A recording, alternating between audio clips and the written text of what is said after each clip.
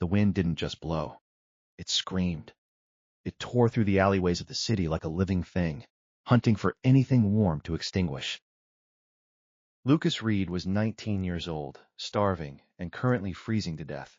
The temperature had plummeted to 20 degrees below zero, a whiteout blizzard that had shut the city down. Lucas was walking against the gale, his body a fragile line against the white chaos. He wore only a thin, grease-stained t-shirt. His skin was the color of old parchment, and his lips were a terrifying shade of violet. He had just made a choice, a stupid, reckless, life-ending choice. 10 minutes ago, he had been wearing a coat. It was a tattered, heavy wool thing that had belonged to his dead mother. It smelled like lavender and stale dish soap, and it was the only thing standing between him and hypothermia. But then he had found the girl, crying, abandoned, and shivering uncontrollably behind a dumpster. He didn't know who she was. He just knew what cold felt like. He knew it better than anyone. So, he had draped his mother's coat over the stranger. He had buttoned it to her chin, handed her his bus pass, and pointed her toward the shelter of the station. Now, as Lucas stumbled forward, his boots crunching on the ice, his vision began to tunnel. The cold wasn't painful anymore. That was the dangerous part. The pain had faded into a heavy, seductive numbness. His muscles locked up. His heart, a frantic bird in his ribcage, slowed its rhythm. He had 5 miles to walk to reach his garage. He knew, with a grim certainty, that he wasn't going to make it. Lucas didn't know that the girl he saved was named Emily. He didn't know she was currently safe in the back of a heated SUV, weeping as she clutched his old coat. And he certainly didn't know that Emily was the only daughter of Silas Gravestone, the president of the Hells Angels Motorcycle Club. Lucas thought he was walking toward his death. He had no idea that behind him, the ground was about to shake. He had no idea that by saving a princess, he had summoned the dragons. 12 hours earlier.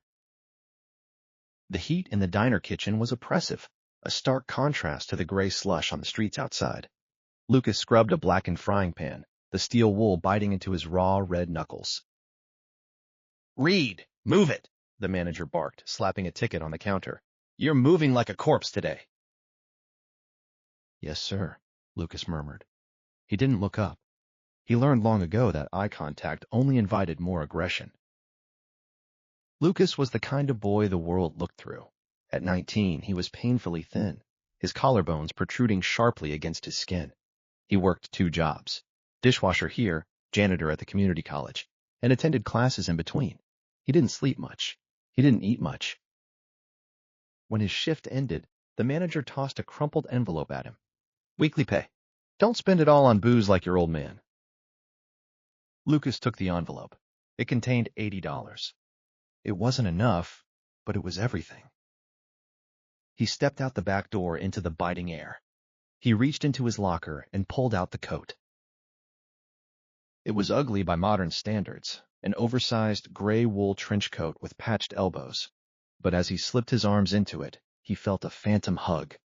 It was the only thing his mother had left him before the cancer took her 3 years ago. It was his shield. His phone buzzed. A text from Frank. "Need cash. Buy whiskey. Don't come home empty-handed or don't come home." Lucas sighed, his breath plumbing in the air. Frank wasn't his father, just the man his mother had married in a desperate attempt to find security. Frank was a leech who lived in the main house while Lucas was relegated to the uninsulated detached garage. Lucas walked to the bus stop, clutching his backpack. He needed to get to the college to submit a history paper before the storm hit. Well, look who it is. Lucas stiffened. He didn't need to turn around to know who it was. Troy Vance. Troy was everything Lucas wasn't. Rich, well-fed, and cruel. He wore a designer ski jacket that probably cost more than Lucas made in a year. He was surrounded by his frat brothers, laughing as they blocked the shelter entrance. "Nice coat, trash," Troy sneered, kicking a slushy pile of ice onto Lucas's boots. "Did you rob a homeless shelter?" "Leave me alone, Troy," Lucas said quietly, gripping his books. "Or what?" Troy stepped closer, looming over him. He slapped Lucas's books out of his hands. the paper scattered into the wet snow. Oops, Troy laughed. Lucas dropped to his knees, frantically gathering the wet pages. The ink was running. His history paper was ruined. You're pathetic, Troy spat, stepping over him to board the arriving bus. Do the world a favor, Reed. Just freeze. Lucas stayed on his knees in the snow, clutching the ruined paper until the tail lights of the bus disappeared. He stood up, wiped the slush from his mother's coat, and began to walk. The blizzard hit at 6 p.m. with the force of a hammer. The city of Chicago disappeared under a swirling curtain of white. Visibility dropped to 0. At the edge of the college campus, in the desolate overflow parking lot, a cruel game was reaching its climax. Troy, please, this isn't funny. Emily Stone stood by the passenger door of Troy's silver BMW, hugging herself. She was 18, a freshman, with bright eyes that were currently wide with fear. She had thought Troy was nice. He had invited her to a party, driven her out to this secluded spot, and then... It's just a joke, Em. Troy laughed from the driver's seat. The window was rolled down an inch. I just want to see if you're cool. Run a lap around the lot, I'll let you back in. It's freezing. Troy, let me in. Where's your coat? Troy mocked. Oh, right, I put it in the trunk. In your phone? In the glove box. Troy, stop. Run the lap, princess. With a screech of tires, Troy hit the gas. He did a donut in the snow, spraying ice over Emily, and then sped toward the exit. Emily screamed, running after the taillights. Troy, come back! She expected him to turn around. She expected brake lights. But the car kept going, disappearing into the white void of the storm. Silence rushed back in, filled only by the howling wind. Emily stood alone in the middle of the vast, empty lot. She was wearing a silk blouse and jeans. No hat, no gloves, no jacket. The temperature was -10 and dropping. Panic, cold and sharp, pierced her chest. She ran toward the distant lights of the bus station, but the snow was deep, and her boots were slipping. Within 2 minutes, her teeth were chattering so hard her jaw ached. Within 5, her skin burned as if it were on fire. She stumbled to the side of a large metal dumpster, trying to find shelter from the wind. She curled into a ball, tucking her head into her knees. I'm going to die, she thought, the realization hitting her with a numb clarity. I'm going to freeze to death in a parking lot. Her eyelids felt heavy. The cold was seeping into her marrow. She closed her eyes. Hey. The voice was rough, trembling. Emily looked up. Through the haze of snow, a figure stood over her. A boy. He looked like a skeleton, pale and exhausted, clutching a wet stack of papers.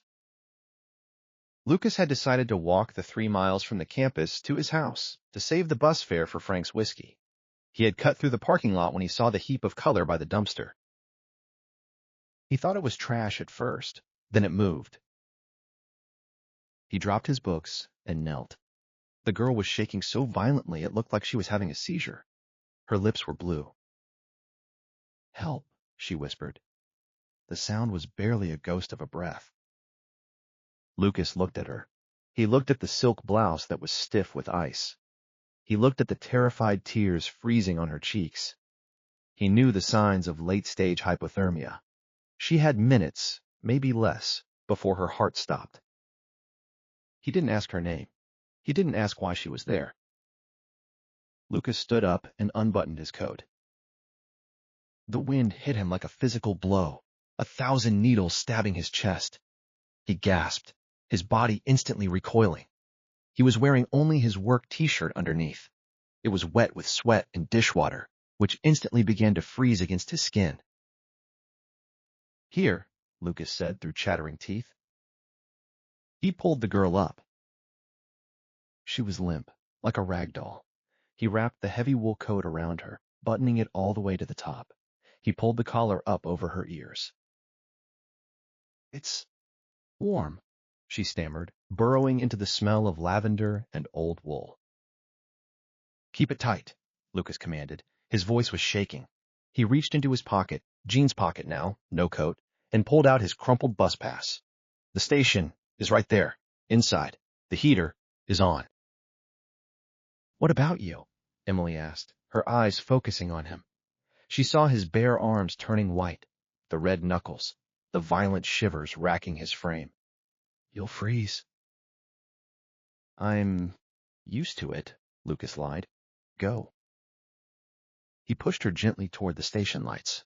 He watched until he saw her stumble through the glass doors of the waiting area. Then, Lucas turned toward the darkness. The walk home was a blur of agony. The first mile, he felt pain so intense he wanted to scream. The wind flayed his skin. The second mile, the pain stopped. That was worse. His hands went numb. His feet felt like blocks of wood. He started hallucinating. He thought he saw his mother walking beside him. Just a little further, Luke. Just a little further. By the time he reached his driveway, he wasn't shivering anymore. He was stumbling. He bypassed the main house. Frank wouldn't let him in anyway, and made it to the garage. He rolled under the half-broken door. It was freezing inside, but out of the wind. Lucas collapsed onto his mattress on the concrete floor. He pulled a dirty tarp over himself. I'm sorry, Mom, he thought as the darkness took him. I lost your coat. The Hells Angels clubhouse was a fortress of brick and steel on the south side of the city, but tonight, the president wasn't there. Silas Gravestone was tearing the city apart. Where is she? Grave roared into his phone, his voice shaking the interior of his Ford Raptor. We found her signal, boss, his VP, a giant named Axe, replied. Bus station on 4th. We're 2 minutes out. Grave slammed the phone down. His daughter. His Emily. She hadn't come home. She wasn't answering her phone. When Grave burst into the bus station, he was a terrifying sight. 6'4", bald, tattooed up to his neck, wearing the leather cut with the death's head patch on the back. People scrambled out of his way. Emily. He found her sitting on a bench near the heater, surrounded by 2 transit cops who looked nervous to be near her. Daddy! Emily cried out, jumping up. Grave caught her, burying his face in her hair. She was alive. She was safe. He pulled back to look at her, checking for injuries. That's when he saw it. She was wrapped in a coat that was 5 sizes too big. It was old, hideous, gray wool with a patch on the elbow. It smelled like a poor man's kitchen. Em, Grave said, his voice low and dangerous. Whose coat is this? Emily wiped her eyes, fresh tears falling. I don't know his name, Daddy. Troy. Troy left me in the lot, to freeze. I was dying. Grave's eyes went black. The air around him seemed to drop 10 degrees. Troy Vance left you? Yes, and then this boy found me. He took this off. He gave it to me. He was just wearing a t-shirt, Daddy. He walked away into the storm with nothing. Grave stared at the coat. He ran a massive, calloused hand over the rough wool. This wasn't just a piece of clothing. This was a sacrifice. A boy had likely traded his life for his daughter's. Grave flipped the collar. There, stitched into the lining in careful, feminine handwriting, was a name tag. Lucas Reed. Axe, Grave said. He didn't shout, but the command carried across the room.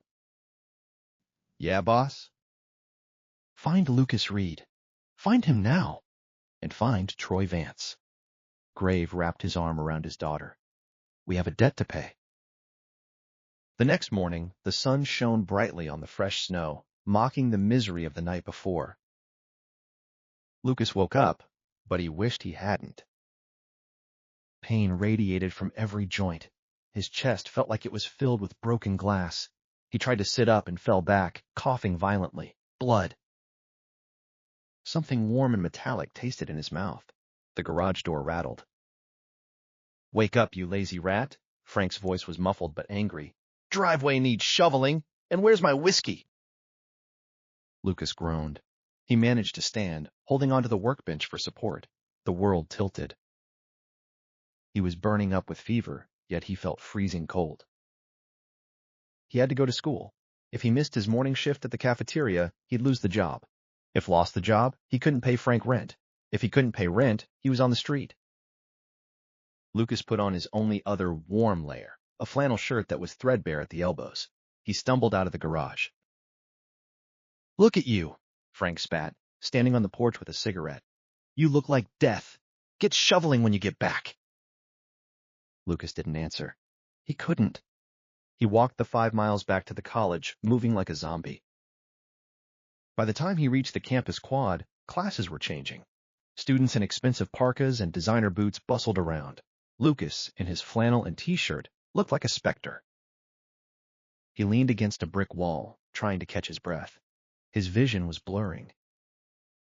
Well, the trash is still alive. Troy Vance walked up, sipping a steaming latte. He looked fresh, rested, and arrogant. He had his arm around a new girl. "Where's your mommy's coat, Lucas?" Troy laughed. "Did you pawn it for meth?" Lucas looked at him. He wanted to swing. He wanted to scream that Troy was a murderer, but he had no energy. "You left her," Lucas rasped. "Who? The stone girl?" Troy rolled his eyes. "She's fine. It was a prank. Learn to take a joke." Troy stepped forward and shoved Lucas.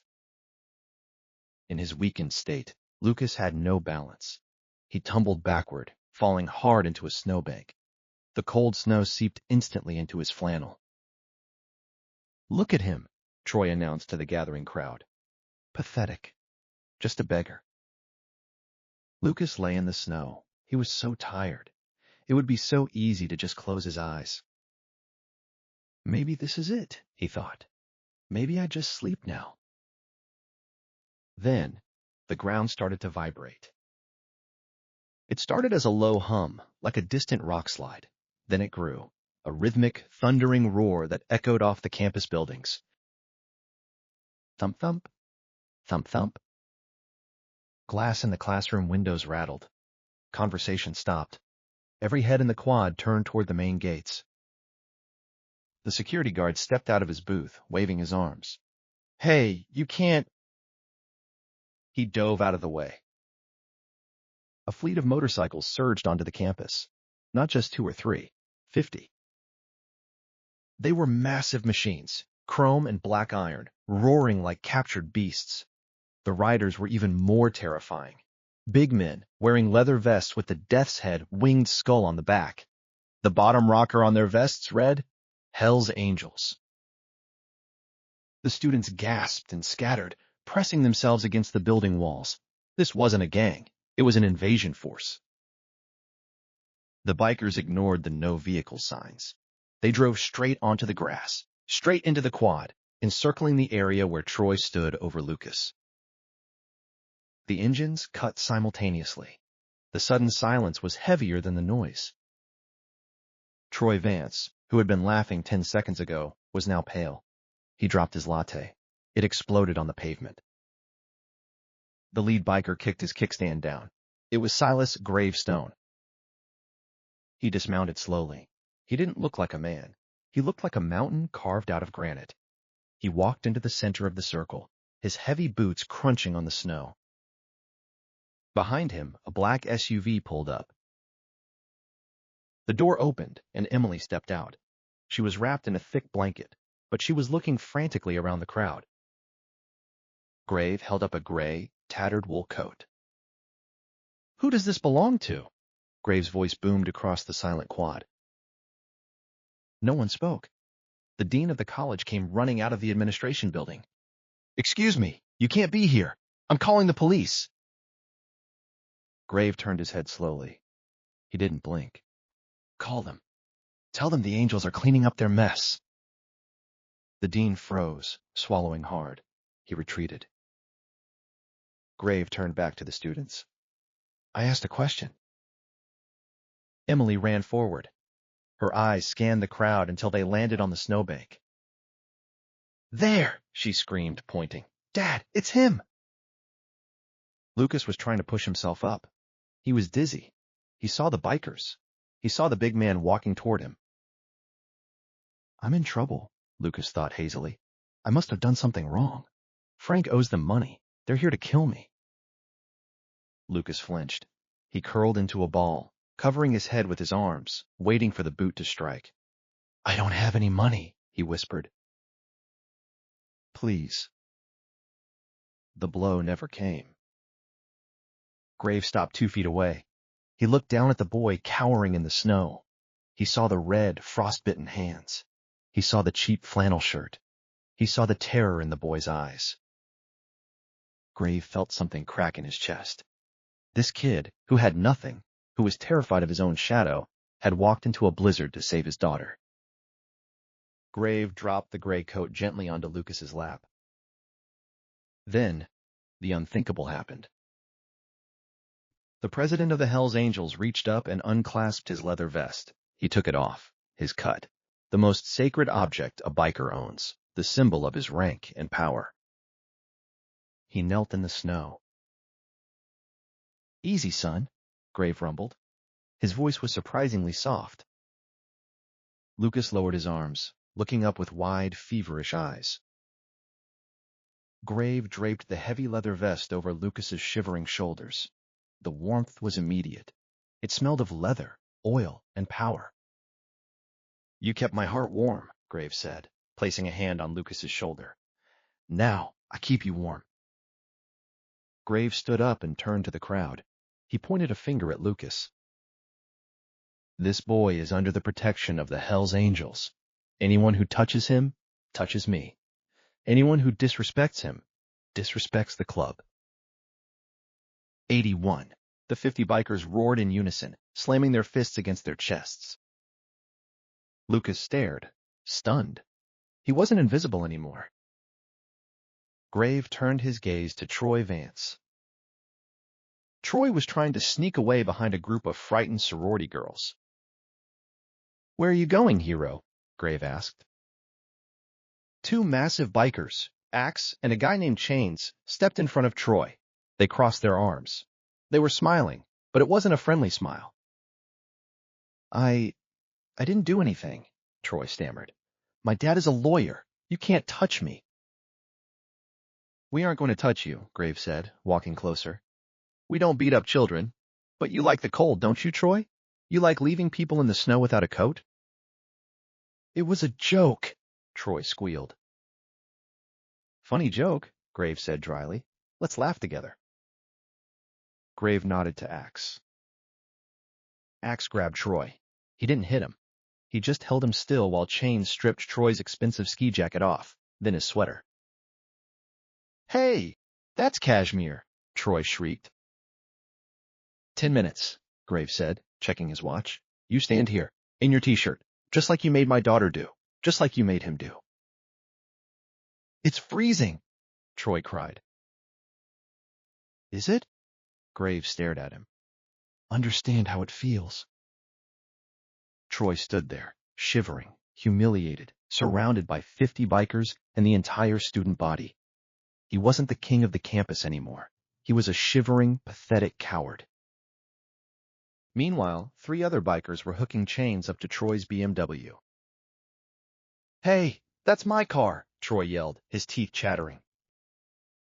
It's blocking a fire lane, Graves said nonchalantly. We're towing it. To where? To the compactor at the scrapyard, Axe grinned. It's going to be a cube. Troy watched in horror as his status symbol was dragged away, screeching across the asphalt. Graves turned back to Lucas. Lucas had tried to stand, but his legs gave out. Graves caught him before he hit the ground. He scooped the 19-year-old up as easily as if he were a child. Hospital, Graves barked. Now. Lucas woke up in the warmth. Real warmth.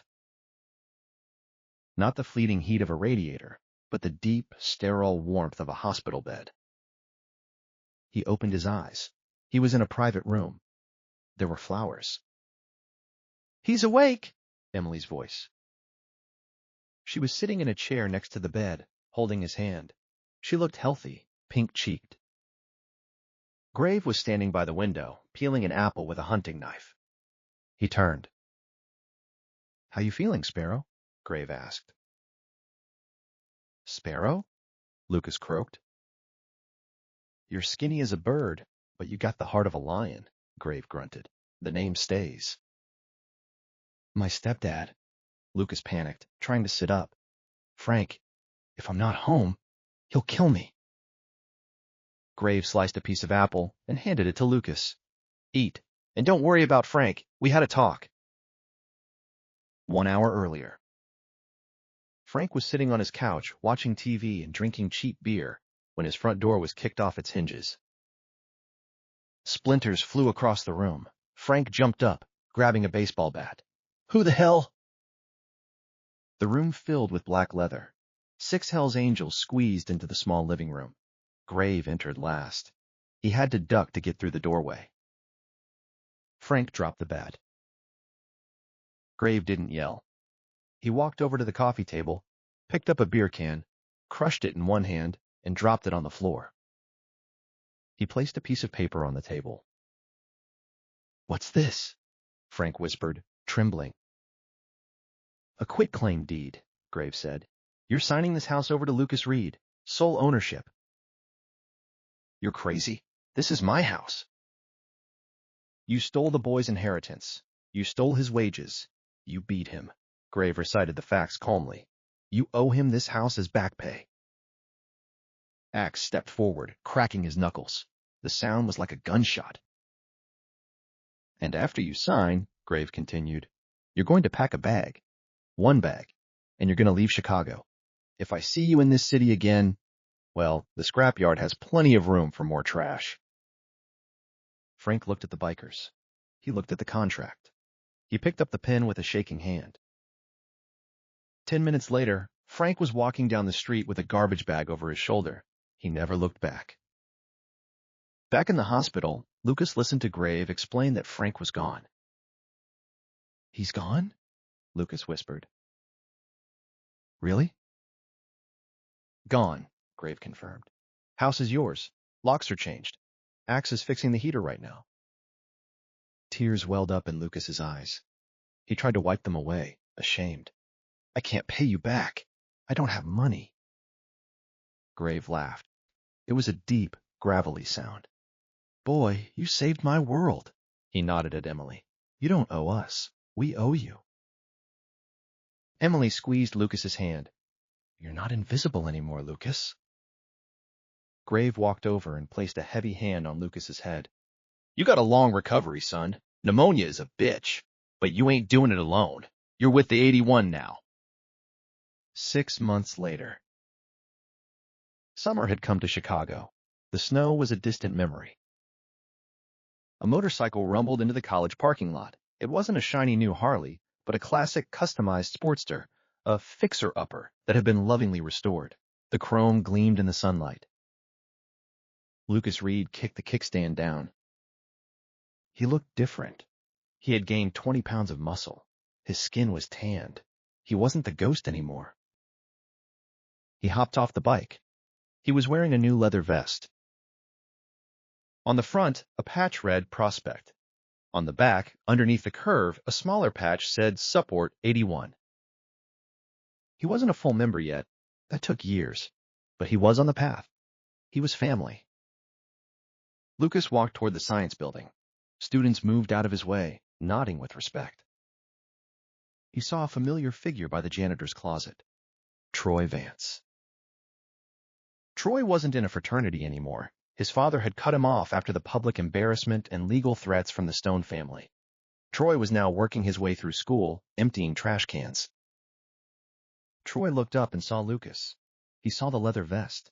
He saw the confidence in Lucas's stride. Troy flinched and looked down, hurriedly scrubbing a stain on the floor. Lucas didn't stop. He didn't mock him. He didn't need to. He just walked past, his boots clicking on the pavement. Emily was waiting for him by the steps, smiling. She held out his old gray wool coat, now dry-cleaned, mended, and looking almost dignified.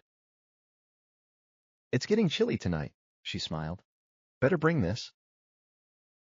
Lucas took his mother's coat. He draped it over his arm, then took Emily's hand. He looked up at the sky. It was blue and endless. For the first time in his life, Lucas Reed wasn't cold. He was finally warm.